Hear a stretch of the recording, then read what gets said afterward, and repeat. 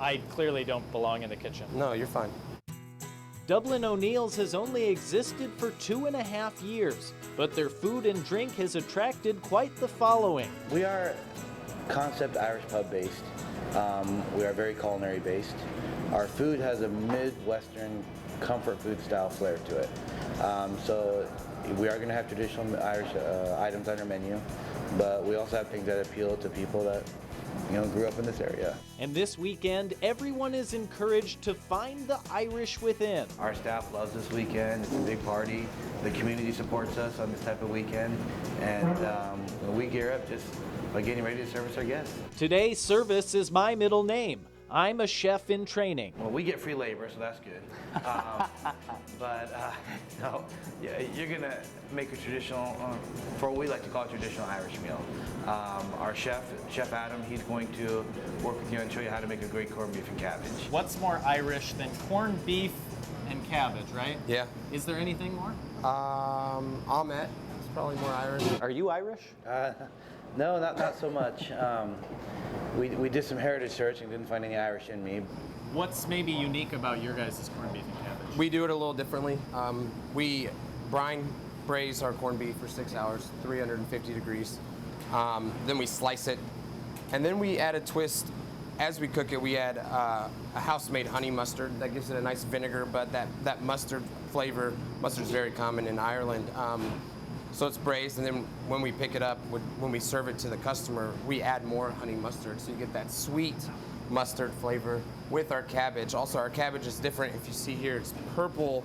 Traditionally, it's green cabbage. Yeah, well, you're doing things to my saliva glands right now just by talking about it, so let's get into making this. Sounds good. So first you want to do is you want to put your corned beef in the pan. Okay.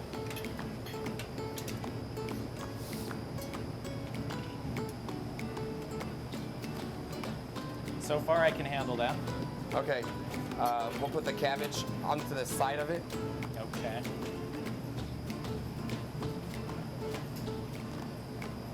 On top is fine. Oh, there we go. Then we're going to add our vegetable stock. Vegetable stock. What is vegetable stock? We use our veggie scraps, so we cook it with a little bit of water. And we're going to add our honey mustard. So you've done all the hard work getting the proportions, right? Yeah, the corned beef is about 6 hour prep time, so that's the longest it takes. Yeah. And then we cool it for a night, and then we slice it the next day. So the hard part's done. This is to get it to the table faster. People aren't going to wait for 6 hours for corned beef in a restaurant. So. And it wouldn't be Irish without some potatoes. A good pinch of each. Pinch? Pinch of each.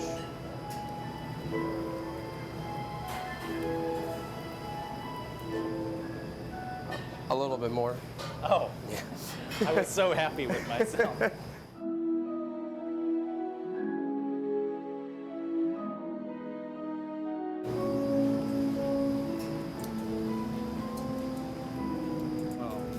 Don't be afraid to beat it up. It's already dead.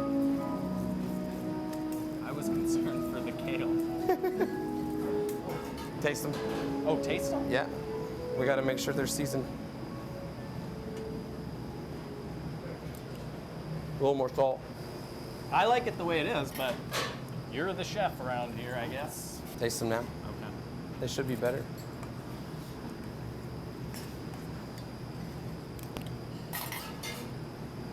You like? I like them both ways. But since you're the head chef, maybe we'll listen to you. Sounds good. The biggest challenge in being a chef is not eating the food before it touches the plate.